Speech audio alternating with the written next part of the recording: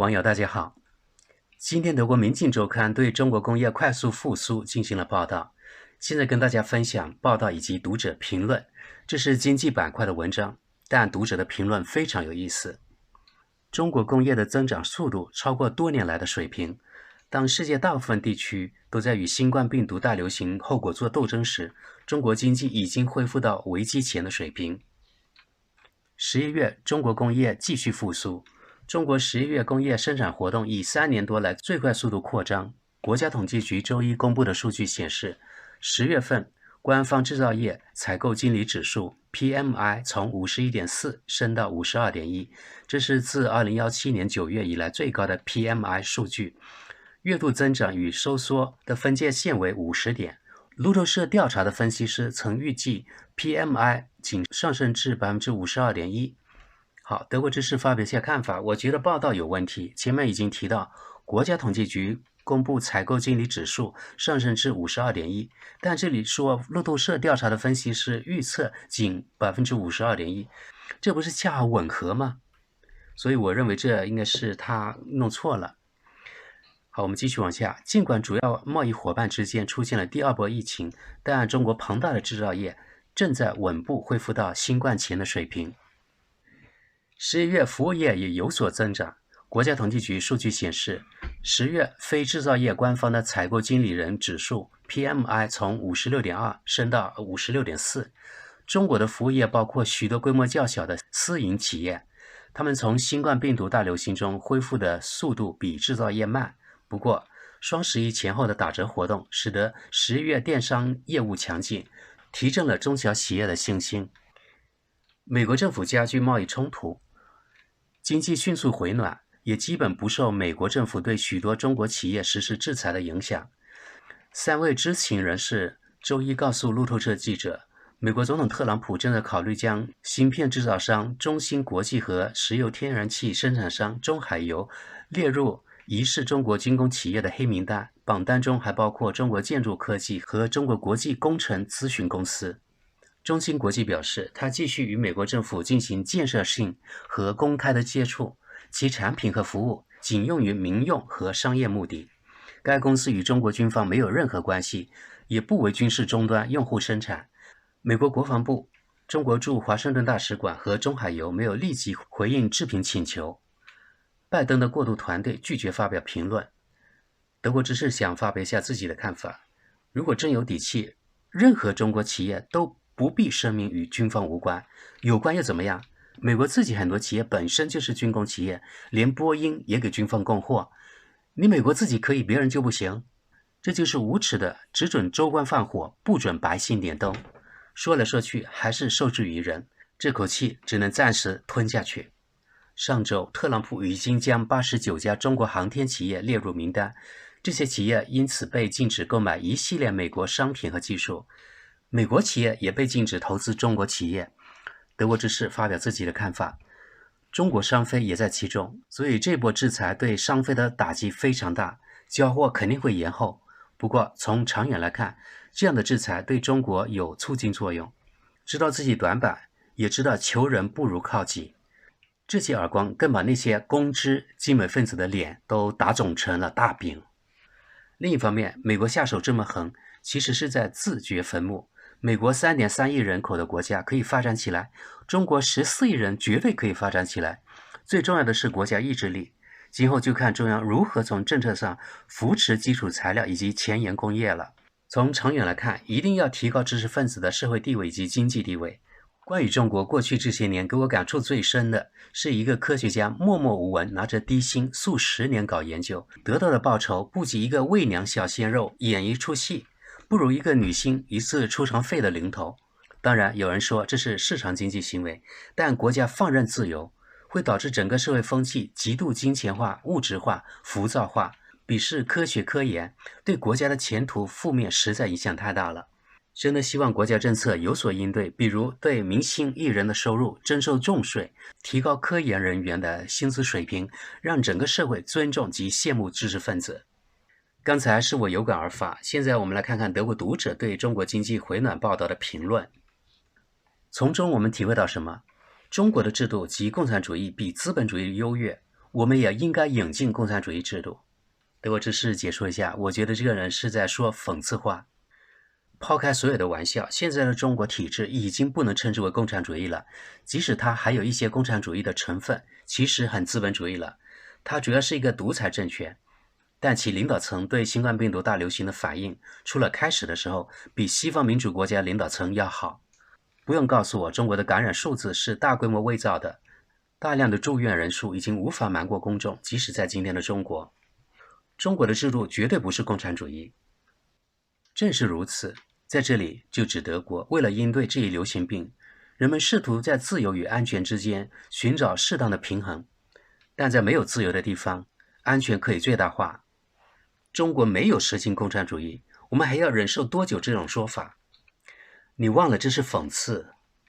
作为一个国家，中国最受益于新冠病毒危机，当然除此之外，超级富豪、投资者和科技公司也受益。封锁，封锁，封锁，生命无价，尽情享受结果吧。中国受益，因为不再有封锁。那为什么不再封锁呢？因为第一次封锁就得到彻底执行，此后对入境的人进行严格的管控，防止传染病的传入，这一点相当成功。当然对德国而言，这根本想都不敢想，因为不能够对每个入境者进行监视式隔离。但在欧盟或深更一级的隔离措施还是可以想象的。对，中国的做法是正确的，我们应该像中国那样去做。世界出口冠军还可以出口它的意识形态。当然在我的村子里，新冠感染人数与10几亿人口大国一样多，大家明白了？好，我是德国之士，我在这里说说，这个人他就是不相信中国有那么少的感染人数。这种经济成功的前提是有一个正常运转的国家，而在西方寡头国家，行政单位只为富人，他们的不动产和人力资源，也就是人力原材料服务。在中国，每一个公民都明白为什么长达1个月的全面隔离很重要。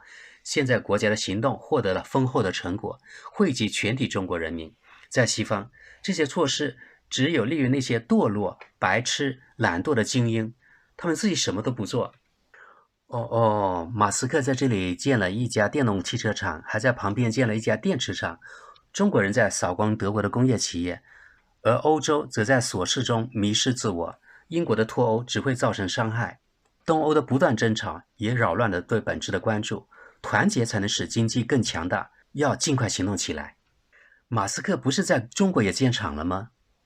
相当有趣的是，就在几个月前，一波又一波关于中国经济绝唱的文章和分析，不是吗？包括通常的阴谋论，中国经济其实都是作假的。开心，我的指数基金也开心，享受你的存款利息吧。我也认为，至少将部分投资组合投资于中国和东盟国家是明智之举，未来会在那里，而不是在环保的老欧洲。德国知识呢解读一下，这里他用了一个英语单词 green， 就是绿色的意思。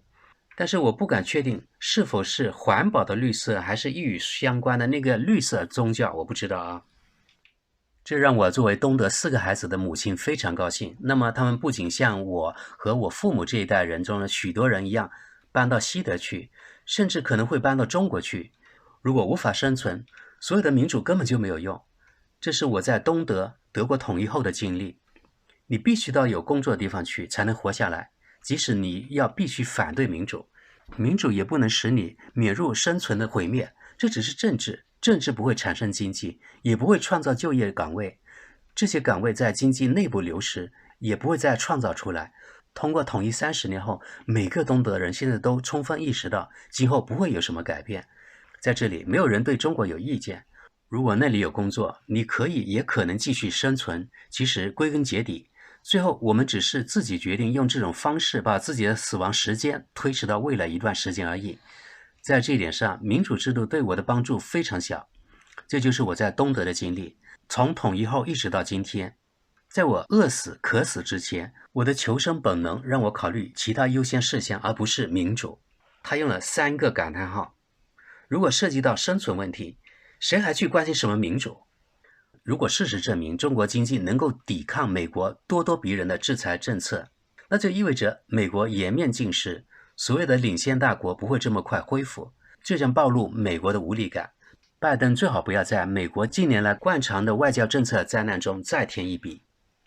先是中国人用新冠病毒横扫全世界，现在他们变成赢家，令人恶心。横扫表示是有意图的，您是否暗示这个？中国对大流行病有何兴趣？破坏自己的销售市场？